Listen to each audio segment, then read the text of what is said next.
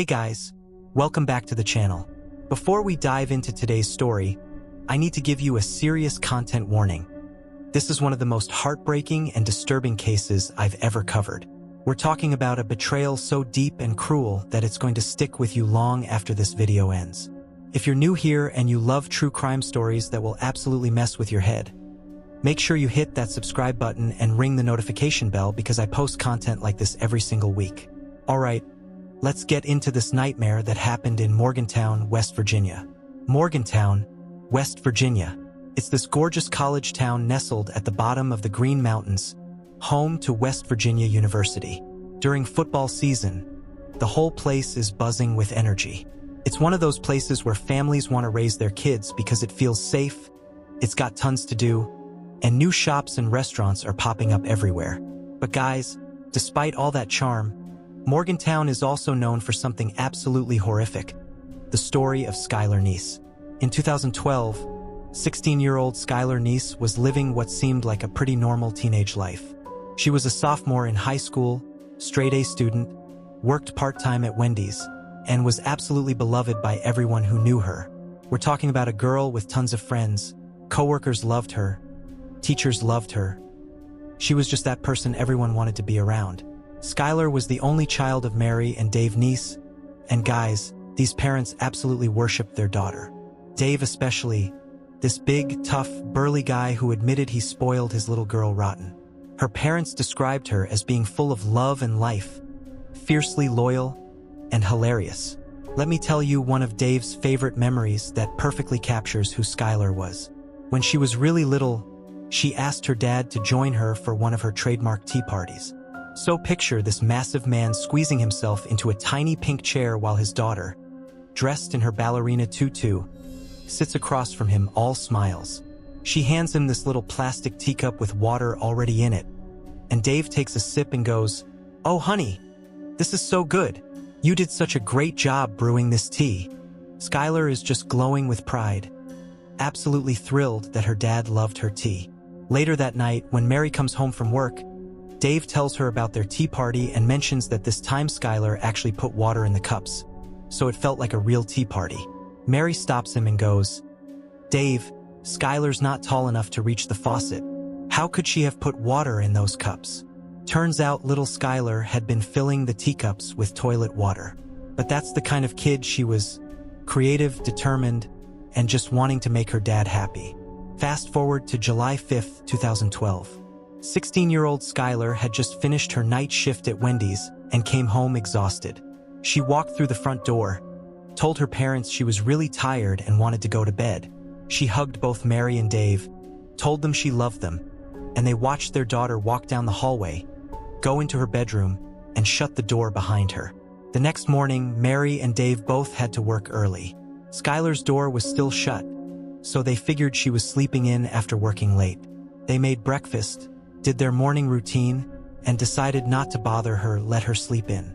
So they left for work without seeing or talking to their daughter. Later that afternoon, Dave comes home early from work around 2 or 3 p.m. The apartment is quiet, Mary's still at work, but Skylar should definitely be up by now. He calls out, "Hey, I'm home. Where are you? What are you up to?" Nothing. Complete silence. He walks down the hallway to her bedroom, and the door is still shut. Now, Skylar only kept that door closed when she was sleeping, so Dave thinks maybe she's still asleep, which would be really late for her. He knocks on the door. "Hey Sky, it's late in the afternoon, you got to get up." No answer. No sound coming from the room at all. He knocks a few more times, calls out again, and when there's still no response, he opens the door. Skylar wasn't there. Dave's immediately confused because he doesn't remember Skylar saying she'd be going anywhere today. He tries calling her, no answer. So he calls his wife Mary at work, and she says maybe Skylar's just out with friends. Then Dave calls one of Skylar's closest friends, Sheila, who'd known Skylar since 2nd grade. They were practically inseparable. Dave asks if she knows where Skylar is, and Sheila says no, but she had texted with Skylar the night before. Nothing unusual, just normal teenage stuff. After hanging up, Dave decides to look around Skylar's room for clues about where she might have gone. At first glance, everything looks normal, but when he walks around her bed and looks in her closet, he sees something weird. The mesh screen that should be mounted on her bedroom window is sitting in her closet. Why would that be in there?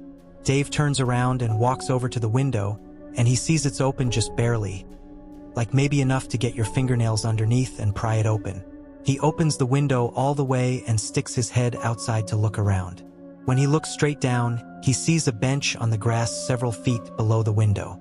The bench had clearly been moved there recently. Even though Dave had never known Skylar to sneak out before and didn't think it was something she'd do, the evidence was pretty clear. She must have snuck out the night before. But here's what was bothering him. If she snuck out and then snuck back in, why didn't she put the screen back on the window? Why didn't she close the window all the way? And why didn't she move the bench back to where it belonged to avoid suspicion? That's when it hits him. Skylar must have snuck out the night before, but she never came back. Dave was concerned, but thinking maybe there was a better explanation.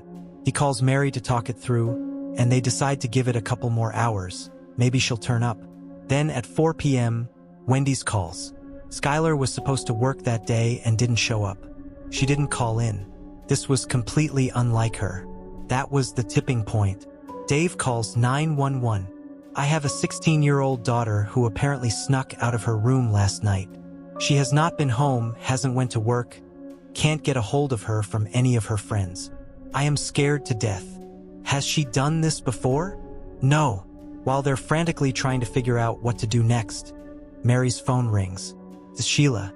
Mary answers, hoping for good news about Skylar, but Sheila asks, has Skylar come home yet? When Mary says no and explains they've called the police, Sheila takes a deep breath and says, Mary, I gotta tell you the truth about last night. Here's where the story gets its first major twist. Sheila admits that the night before, Skylar had snuck out, along with Sheila and their other best friend Rachel. The three girls did this regularly. They'd drive around town smoking marijuana together. But here's the crucial detail. To avoid getting caught, they never drove directly in front of each other's houses. Instead, after sneaking out, they'd walk a block or two away, then call the others to get picked up. When getting dropped off, same thing. They'd be dropped off a block or two away and walk the rest of the way home. Sheila tells Mary that the night before, she dropped Skylar off about a block away from the apartment. Then she and Rachel drove off. They didn't actually see Skylar enter the apartment, so they don't know for sure if she made it home. This was horrifying for Mary and Dave because it opened the door for their daughter to have been abducted during that walk from the drop-off point back to the apartment. The street wasn't well lit, it was the middle of the night, she was potentially high. It seemed like a very realistic scenario. After searching the area for hours with no luck, Mary remembers there's a security camera on their apartment building that looks down at the road. They run back, find the security manager, and he pulls up the footage from that night. What they see doesn't make sense. Sheila had dropped Skylar off around midnight, but at 12:30 a.m., 30 minutes after being dropped off, you see this unknown, generic-looking car pull up right in front of the apartment complex. Then Skylar comes running across the lawn, goes right up to the car, opens the back door, hops in the back seat, and the car drives off. Even though this didn't solve where their daughter was, Mary and Dave felt some relief because it looked like Skylar had willingly gotten into the vehicle. She wasn't being abducted, she chose to get in that car. Over the next few days, police analyzed the footage trying to identify the car, but it was too grainy. They kept telling Mary and Dave that Skylar would probably show up soon. It's fairly common for teens to run away and then return after a few days. But days turned into weeks, weeks turned into months. Despite massive searches, flyers everywhere, and tons of publicity, no one came forward with meaningful information. It was like Skylar had just vanished into thin air. By December 2012, 6 months after Skylar had gone missing, people were starting to lose hope. The case was going cold. Then on December 12th, something totally unexpected happened that changed everything. Rachel, the other friend who had been with Sheila and Skylar that night, had a complete nervous breakdown. We're talking screaming, running around, punching family members. It was so bad that her mom called the police on her own daughter. After being taken to a psychiatric hospital and released several days later, Rachel went straight to the Morgantown Police Department. She walked in and said, "I gotta get something off my chest about Skylar." Whatever secret she'd been keeping had literally been driving her insane. What Rachel told police is absolutely bone-chilling. Here's what really happened that night. Skylar came home from her Wendy's shift, said goodnight to her parents, went to her room, and was laying on her bed with her phone when she started getting texts from Rachel and Sheila asking if she wanted to sneak out. Now here's a crucial detail: Skylar didn't want to go. She was hurt and mad at her two best friends because over the past few months, there had been growing tension in their group. Sheila and Rachel were getting very close and pushing Skylar away. It was little things that were really hurting Skylar's feelings. Sheila and Rachel would show up to school in matching outfits without telling Skylar, leaving her out. In group selfies, Skylar was always relegated to the back or obscured, so she wasn't the focal point. They were clearly deprioritizing Skylar, and she was picking up on it. Her way of standing up to them was to turn down their offer to sneak out. But over the next couple of hours, they convinced her to come anyway. Just before 12:30 a.m. on July 6th, Skylar climbed out her window, moved the bench underneath it, and waited by the apartment looking toward the road. The unknown car from the security footage? That was Sheila's car. Sheila was driving, Rachel was in the passenger seat. They had lied about basically everything, including what time they picked up Skylar. The three girls drive away, and Sheila gets on the highway heading northwest. They didn't smoke in the car. Instead, they decided to drive to a location they'd been to before, a known teenage hangout spot about 45 minutes away, just across the border into Pennsylvania. It was down this old country road that nobody ever went on. Sheila drives for 45 minutes, crosses into Pennsylvania, finds the turn onto this old road, and drives until they're pretty far from the highway. Then she pulls off the road onto the grass and parks. The three girls get out and walk past the car down a path to a clearing. On the right was a hill, and they'd sit on this hill looking downhill. That's where they'd smoke. The three girls sit down next to each other, all facing downhill, not looking at each other. Sheila, who's sitting all the way to the right, pulls out a marijuana joint and realizes she doesn't have a lighter. She asks Rachel and Skylar if they have one. They check no lighter. Then Sheila asks Skylar, who's sitting all the way to the left closest to the car, "Can you go to the car and get the lighter I know is in there?" Skylar says no problem and stands up. 1, 2, 3. As soon as Skylar's back is turned and she starts walking toward the car, she hears her two best friends stand up behind her and loudly say, 1, 2, 3. On 3, Skylar feels two knives being plunged into her back by Rachel and Sheila. In a panic, Skylar doesn't even turn around. She just starts running toward the car. Despite her grievous injuries, she manages to run away from her attackers. But because of the wounds in her back, she eventually slows down.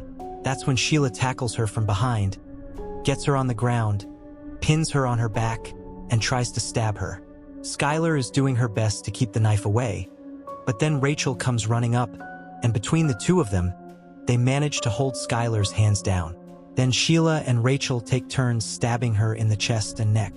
The whole time, Skylar is trying to defend herself, but it's impossible with both of them on top of her.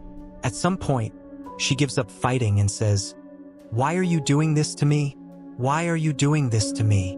But they don't give her a reason. They just keep going. Eventually Rachel stops, but Sheila doesn't. Sheila keeps stabbing until, quote, her neck stopped making gurgling sounds. Once Skylar goes still, Sheila stands up like it's nothing, and she and Rachel just walk back to the car. Here's the part that shows this was all planned. They go to the trunk of Sheila's car and open it up. Inside, shovels, bleach, trash bags, rags. They had brought a kill kit because they knew exactly what they were going to do that night. They start by cleaning themselves and their weapons. Then they take the shovels and try to dig a grave, but the ground is too hard. So they just grab Skylar's lifeless body, drag it about 6 feet off the road, and chuck it against a log. Then they throw boulders, sticks, anything they can find on top of her body until she's completely covered and hidden. They don't even know if she's still alive at this point, so they're potentially dealing the fatal blow with rocks and logs. After covering her up completely, they walk back to the car, put their kill kit back in the trunk, hop in, and drive away. Here's what makes this so horrifying. Rachel and Sheila had been planning this for months. They didn't just dislike Skylar anymore. Apparently, being mean to her and excluding her wasn't enough. They felt they needed to kill her. The entire night of sneaking out was planned. They knew Skylar didn't want to come because she was upset with them, so they said whatever they had to say to convince her to leave her house. When she got in that car, Sheila and Rachel already had their knives in the front pockets of their sweatshirts, ready to go. On the ride to Pennsylvania, they acted like, "Oh, let's just go to this spot and smoke," when in reality, they wanted to make sure they were far away from Morgantown when they killed Skylar. When they got to the spot, Sheila had intentionally not brought lighters and left one in the car specifically so she could ask Skylar to go get it. The plan was as soon as Skylar got up and her back was turned, they would count to 3 and attack. And that's exactly what they did.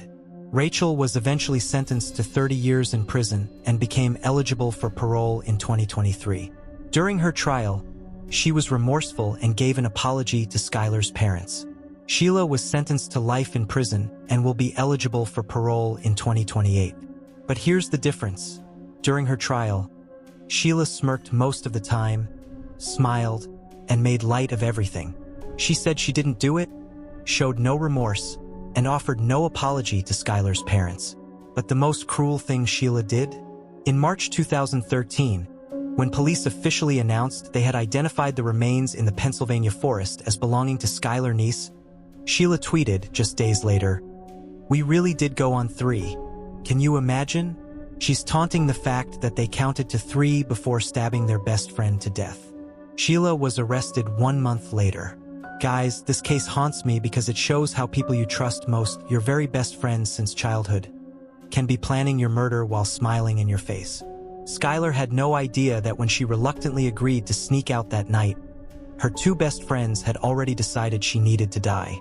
She climbed into that car thinking she was going to smoke weed with her friends, and instead, she was driven to her own execution. The betrayal is so deep and so cruel that it's hard to even comprehend. These girls grew up together, had sleepovers together, shared secrets, and the whole time Sheila and Rachel were capable of this level of evil. What makes it even worse is that we still don't really know why they did it. The motive seems to be that they just didn't like Skylar anymore and wanted her out of their lives permanently. That's it. That's the reason a 16-year-old girl had to die. If the story affected you the way it affected me, please give it a like to help other people find it. And if you haven't already, subscribe and hit that notification bell because I post disturbing true crime content like this every week. Let me know in the comments. Have you ever heard of a betrayal this deep? What do you think could drive 2 teenage girls to murder their best friend? Thanks for watching, and I'll see you in the next one. Stay safe out there, guys.